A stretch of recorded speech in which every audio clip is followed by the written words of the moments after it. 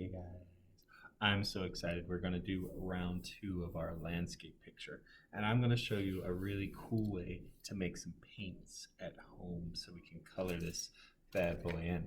Now, if what you're going to need to do this today is you're going to need some markers. Okay, you're going to need a piece of aluminum foil, and you're going to need a paintbrush. And some water. Okay. If you don't have a paintbrush, you could use like your finger, but it doesn't work as well and it's messy. Or you could maybe see if you have some kind of makeup brush that you could use or something, or a sponge might work. But if you have a paintbrush, that's magic. Now, if you do not have markers and aluminum foil and a paintbrush and you want to just color in your picture with what you have, if you have crayons or something, that is totally fine.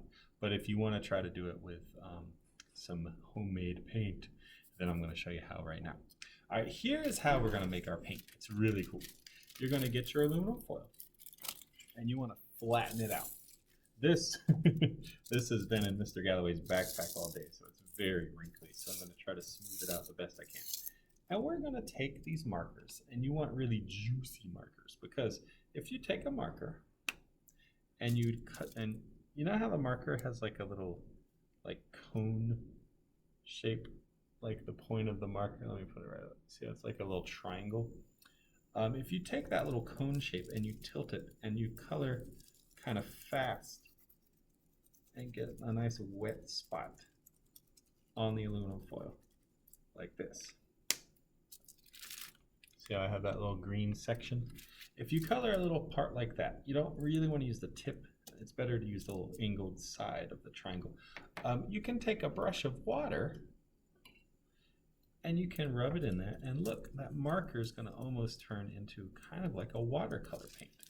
Then you can take that and you can start to actually paint in your picture, which is really cool.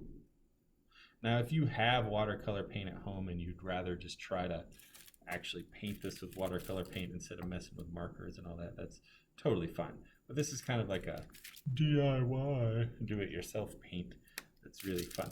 So I'm kind of putting some more down, and I want to go in and paint this little grassy section of my trees green. I'm going to do that real quick.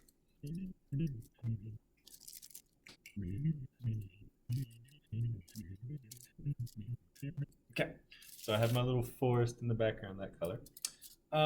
You can do yours any color you want, but I think I'm gonna color my mountains a nice purpley color.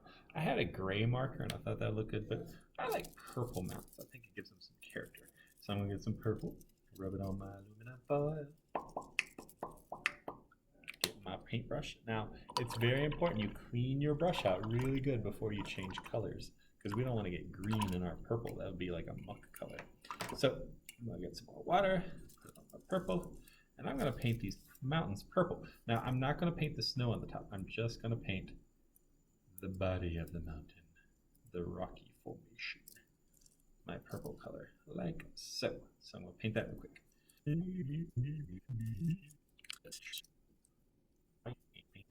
Look at that, it's so cute.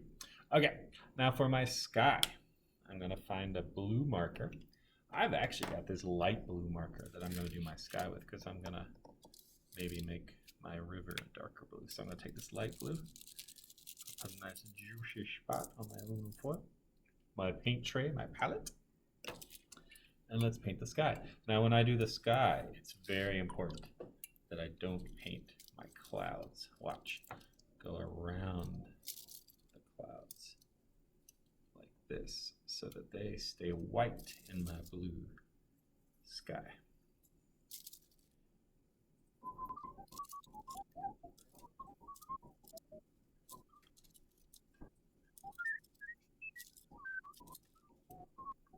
All right, got my sky, got my sky. Now, this grass, watch and learn, baby. I'm gonna do something a little different with it. If I did the same green as I did my bushes, then it would all look identical. So instead, I'm gonna use a yellow for my grass. And that might sound weird, but watch this. I'm gonna start that yellow's not good. I'm going to start with a yellow and get a nice little yellowy spot like this, okay?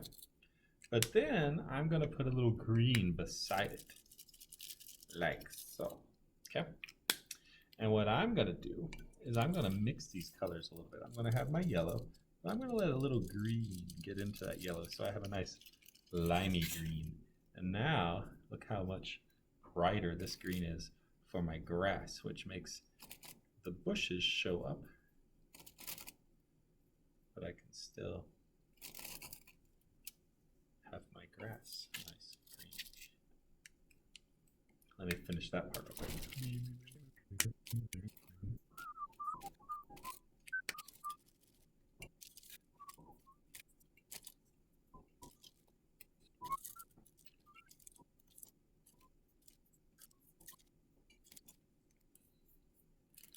All right.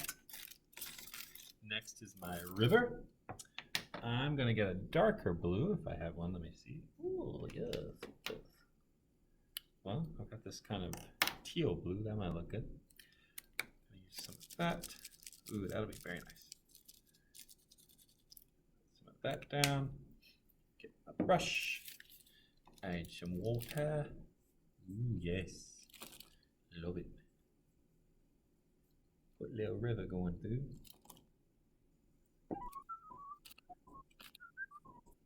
All right. Now you're probably noticing this paper is so thin because it's just printer paper. If you use a nicer paper, it'll be much easier to paint, but it's okay, it works still. All right, let's see. Now I'm gonna actually fold this so I don't get those colors mixed in because I want a bright yellow now. I'll put some yellow down. And remember how I did the yellow right beside the green?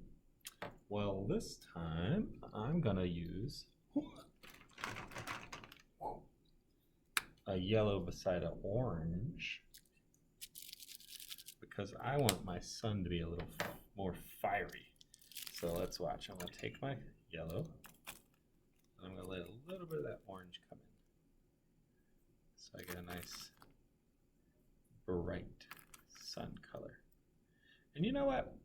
I'm going to use that orange again for my tree trunks.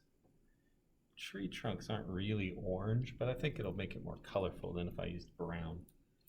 And then I'll get my dark green again. Find a good one.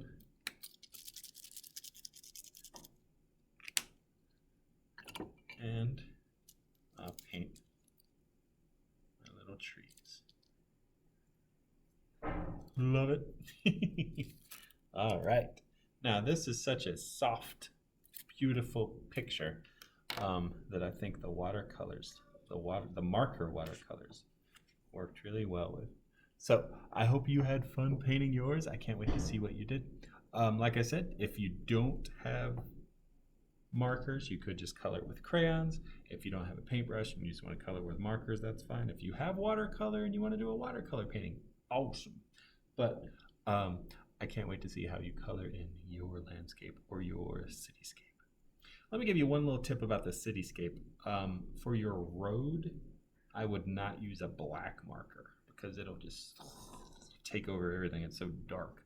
You might want, if you have a gray marker, that would work great for the road. Or you could do some other color, like you could have a blue road, or you could have a, you could do black. You could try it out.